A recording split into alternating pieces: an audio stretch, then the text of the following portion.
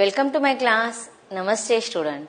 बच्चों, आज हम कक्षा 8वीं की पाठ्य पुस्तक वसंत भाग 3 का अध्ययन करने जा रहे, जिसमें हम चैप्टर नंबर पढ़ेंगे 18वां, जिसका शीर्षक है टोपी।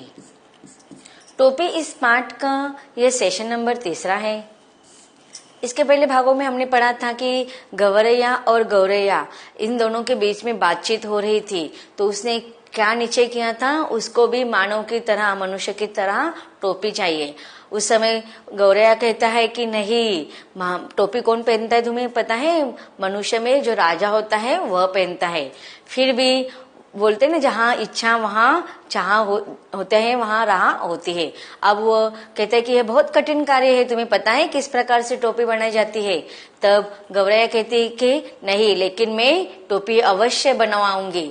अब यहाँ पर उसका दृढ़ निश्चयता का हमें बोध हो रहा है। और इस प्रकार उसे एक क्या मिल जाता है? रुई का फाहा। और जैसे रुई का फाहा मिल जाता है, वह खुश हो जाती है और उसको लेकर फिर वह एक दुनिया के पास जाते हैं और कहती है कि उसे अच्छे से मुलायम बना दे। लेकिन दुनिया उसको बना देता है नहीं, वह उसे मना कर देता है। कहता है कि उसके पास बहुत सारा काम है, राजा का बना दिया हुआ, और उसे मुफ्त में करना है, इसलिए वह खुश नहीं था। लेकिन गौरैया उसे कहते हैं कि उसके बदले में उसे तुम वो काम मुफ्त में नहीं कराएगी। तब वह बहुत खुश हो जाता है और उसका काम कर देता है। फिर दुनिया के बाद वह जाती है कोरी के पास। कोरी के पास जाने के बाद वह क्या करते हैं, वो भी उसको इनकार कर देता है। लेकिन फिर वह कहती है कि उसके बदले में उसको वह जरूर कुछ ना कुछ देगी और वह काम मुफ्त में नहीं कराएगी। जब उसे पता चलता है कोरी, तो वह खुश होकर उसका भी काम कर देता है। आगे वह क्या करती है उस रुई के फाया का, वह पढ़ते हैं पाठ के परिच्छेदों के द्वारा। कदम कदम पर मिलते कामगारों के सहयोग ने गौरैया को आगे बढ़ने पर उकसा दिया। अब देखिए, उसने अपने मन में ठान लिया था किसी भी प्रकार से वह टोपी बना कर ही रहेगी। अब उसे पता नहीं है टोपी कैसे बनाना है, फिर भी वह कोशिश कर रही है।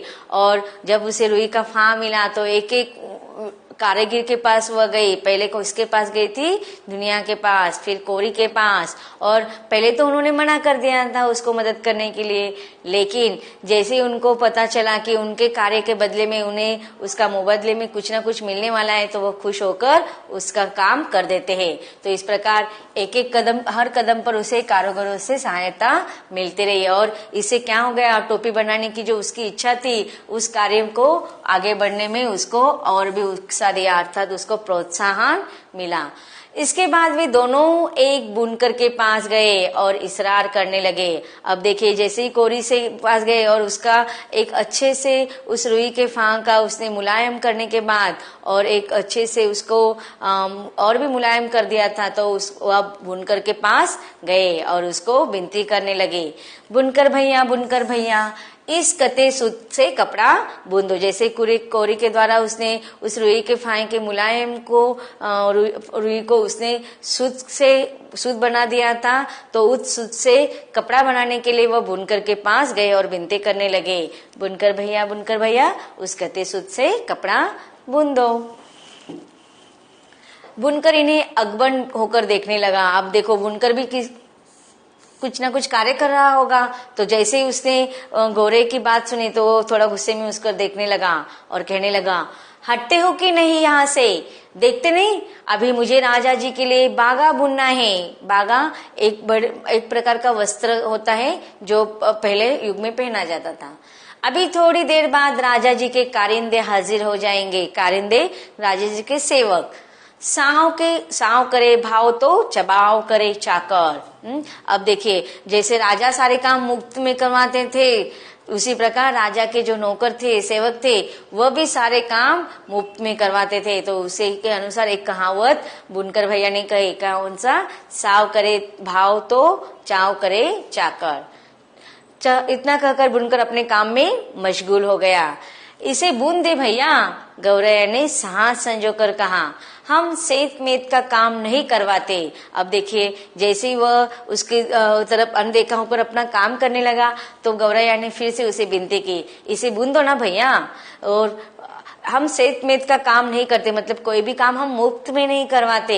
इसे बुन दे और आधा तू ले ले, आधा हम ले लेंगे। अब देखिए गौराई ने उसे मुफ्त में काम करने के लिए कहा नहीं, उसने क्या कहा, इसको बुनने के बाद उसको उसमें से आधा तुम रख लेना और आधा मुझे दे देना। और जैसे ही उसने उस काम के बदले में, मुफ्त में काम न करने के बदले में उसका कुछ ना कुछ तुम्हें जरूर मिलने वाला है ऐसे कहा, तो बुनकर की कैसी बुनकर क्या प्रतिक्रिया होती है उसको हम पढ़ते हैं।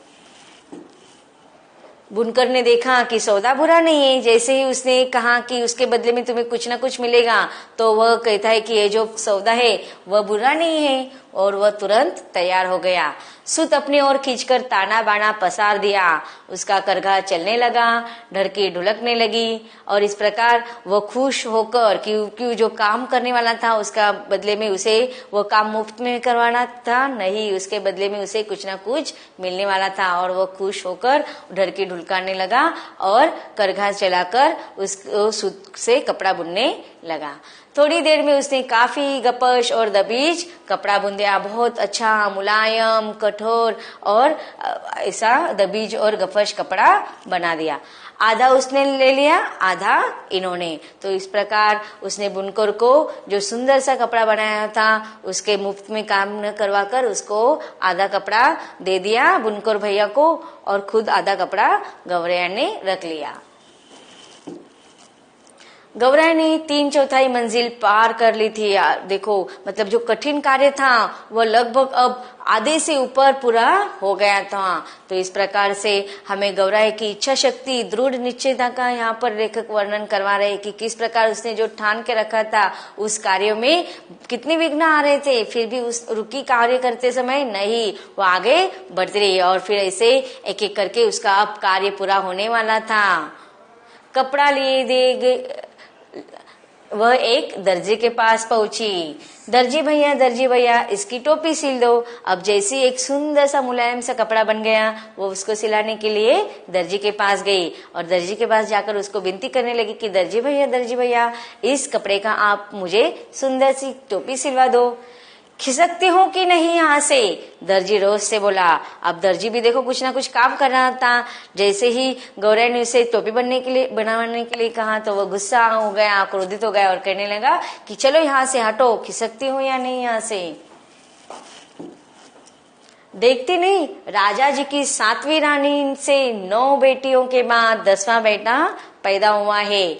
अब उस 10 रतन के लिए मुझे ढेरों जब्बे सिलने हैं। अब देखो दर्जी के पास जब गौरैया गई तो दर्जी खाली था नहीं, वो भी किसका काम कर रहा था, राजा का जो 7वीं रानी थी उसको 9 बेटियों के बाद 10वां पुत्र हुआ था, और ऐसे 10 रतन वाले राजा के पुत्र के लिए दर्जी क्या कर रहा था, जब्बा सिलवा रहा था। और इस प्रकार वो राजा का यह कार्य भी मुफ्त में कर रहा था, इसलिए वह पहले से ही क्रोधित था। दर्जी ने माथे का पसीना पोंछते हुए ठंडी हाय भरी, कुछ देना न लेना, भरे माथे पसीना, मतलब इतना काम करो लेकिन उसके बदले में तो कुछ नहीं मिलने वाला है, सब बदले में मुफ्त में करना है, बिना कुछ आमदनी के ही इस प्रकार से पसीना बहाना है, कष्ट करना है। इस पर गौरैया क्या कहती है, हम तो भैया बेगार में कुछ करवाते नहीं है, अर्थात मुफ्त में हम कुछ करवाते नहीं है। गौरैया बोली इस बुने कपड़े की टोपी सिल दे, बल्कि 2 टोपियां सिल दे, एक तू ले ले, एक हम ले लेंगे। तो देखो यहाँ पर भी दर्जी भैया से वो मुफ्त में काम करवाना चाहती है नहीं, वो क्या करती है, वो कहती है कि इस मुलायम कपड़े से तुम 2 टोपियां सिलवा लो, एक टोपी मुझे दे देना और एक तुम रख लेना। मुंह मांगी मजूरी पर कौन मुंजी तैयार न होता। अब देखो उसने जो सौदा किया था वो बहुत ही अच्छा था, इसलिए दर्जी को उसका सौदा पसंद आ गया और वह उस मुलायम कपड़े से टोपी सिलवाने के लिए तैयार हो गया। कच कच कच उसकी कैंची चल उठी और चूहे की तरह सर उसकी सुई कपड़े के भीतर भीतर और बाहर होने लगी। बड़े मनोयोग से उसने 2 टोपियां सिल दी। अब देखो बहुत खुश हो गया था, उसकी मनोदशा बहुत सुंदर थी। अब देखो उसको कार्य के बदले में कुछ मुबादला मिलने वाला था और वो भी उसके मन चाहा मुबादला मिलने वाला था, इसलिए बहुत प्रसन्न था। और प्रसन्न होकर उसने अपने मनोयोग से अर्थात बहुत प्रसन्न मन से टोपी सिलवाई। खुश होकर दर्जी ने अपनी ओर से एक टोपी पर 5 फुंदने भी जड़ दे। देखो वो इतना खुश था क्योंकि इसके पहले जो भी कार्य करा था वह मुफ्त में करा था, उसकी कार्य की कभी प्रशंसा भी किसी ने नहीं की थी। और इसलिए जब गौरैया ने उसे उस कार्य के मुबदले में कुछ अच्छा देने की कोशिश की तो वो प्रसन्न हो गया और खुश होकर अपनी ओर से उसने उस सुंदर सी टोपी में 5 फुंदने जोड़ दिए। फुंदने वाली टोपी पहनकर तो गौरैया जैसे आपे में न रही, डेढ़ टांगों पर ही लगी नाचने, फुदक फुदक कर लगी गौरा को दिखाने। अब देखिए जो उसने मन में ठान ली थी कि वह टोपी मानो जैसे मनुष्य जैसे टोपी पहनते हैं उसे भी टोपी चाहिए, अब उसका यह मन की इच्छा पूरी हो गई थी। दर्जी ने उसको एक सुंदर 5 फुंदने लगाकर टोपी बनवा कर दी थी और जब उसने उस फुंदने लगाई हुई टोपी को पहना तो वो बहुत खुश हो गई और फुंदक फुंदक कर नाचने लगी और गौरा को दिखाने लगी, देख मेरी टोपी सबसे निराली 5 फुंदने वाली, वाकई तू तो रानी लग रही है। गौरी को भी आखिरकार उसका कहना पड़ा। आप देखिए गौरा और गौरैया में क्या बातचीत हुई थी, हमने पहले परिषदों में देखा था कि किस प्रकार से हमें गौरा उसको रोक रहा था कि मत मानव के कार्य होते, तुम्हें पता भी नहीं टोपी कैसे बनानी होती है। लेकिन गौरैया ने ठान ली थी, दृढ़ निश्चय की थी, वो आत्मविश्वासी थी, उसे अपने आप पर पूरा भरोसा था और उस प्रकार उन्हें कठिन समस्या आने के बावजूद भी बहुत सारे उसको वो जो कारीगर थे समस्या निर्माण कर रहे थे ना, लेकिन फिर भी उसने उनको उसके बदले में मनचाहा दाम दिया और फिर उसे टोपी कर ली। और इस प्रकार आखिरकार गौरे को भी उसके उस आत्मविश्वास पर वाहवाही करनी पड़ी। रानी नहीं राजा कहो मेरे राजा, गौरैया ने ऊंचा उड़ने लगी। अब कौन राजा मेरा मुकाबला करेगा। अब देखिए जैसे ही उसने गौरैया ने उसको क्या बताया था कि टोपी कौन पहनता है, मानव में जो राजा होता है वह पहनता है। और जैसे ही उसने वो टोपी पहनी थी तो गौरा उसकी प्रशंसा करते हैं कि तू तो रानी लग रही है। तब गौरैया कहने लगते है कि नहीं नहीं रानी नहीं, रानी मत बोलो, मैं भी राजा की तरह सुंदर दिखाई दे रहा है। अब कौन से देश का राजा मेरे सामने प्रतिस्पर्धी के रूप में खड़े हो सकता है, कोई मेरा मुकाबला कर सकता है नहीं। टोपी पहनते ही उसके मन में एक नया हुलूस ने शोर मारा। अब देखिए और एक बात, एक आशा उसके मन में निर्मित हो गई कि क्यों न इस मुल्क के राजा का भी एक बार जायजा लिया जाए, जिसके लिए इतने सारे काम होते हैं। अब देखिए उसके जैसे ही टोपी पहन ली वो बहुत खुश हो गई और सुंदर भी दिखाई दे रही थी, तो उसके मन में एक उत्साह बन गया, एक हुलूस निर्माण हो गया कि चलो अब इस मुल्क के इस गांव के राजा को भी हम उसको जायज कर ले जाए, उसको भी जांच पड़ताल उसकी कर लिए जाए कि वह जो इतने सारे काम वह सारे लोगों से मुफ्त में करते हैं, देखते हैं उसके पास भी मेरी जैसी सुंदर टोपी है या नहीं, तो वह उसके पास उसकी जांच पड़ताल करने के लिए जाती है। उड़ते उड़ते वह राजा के महल के कंगोरे पर जा बैठी। कंगूरो का अर्थ होता है कि जो स्थान ऊपर का, छत के ऊपर का जो स्थान होता है उसे कहा जाता है कंगोरा। तो जैसे ही वह राजा के उसके मन में आए कि राजा की भी वह जांच पड़ताल कर ले, तुरंत उड़ते उड़ते वह राजा के महल के कंगोरे पर जाकर बैठ गई। उसी वक्त राजा अपने चौबारे पर टहलों से खुली धूप में फुलेल की मालिश करवा रहा था। अब जैसे ही गौरैया उसके महल के कंगोरे पर जाती है तो उसने क्या देखा, राजा चौबारे पर उसके जो टहलू होते हैं, जो सेवक होते हैं, उन खुले धूप में एक सुंदर खुशबूदार तेल से वह मालिश करवा रहा था। राजा उस वक्त कैसा था, अंधनंगा बदन और नंगे सिर पर था। अब देखिए उसका मालिश करवा रहा था तो उसके शरीर पर वस्त्र भी नहीं थे पूरे और उसके सिर पर टोपी भी नहीं थी, उसका सिर नंगा था। वह एक टहलुआ सिर पर चंपी कर रहा था, तो दूसरा हाथ पांव की उंगलियां फोड़ रहा था, तो तीसरा पीठ पर मुक्की मार रहा था, तो चौथा पिंडली पर गुद्दी काट रहा था। आप देखो जितने भी सेवक थे सारे उसके शरीर के अंगों की सेवा करने में लगे हुए थे।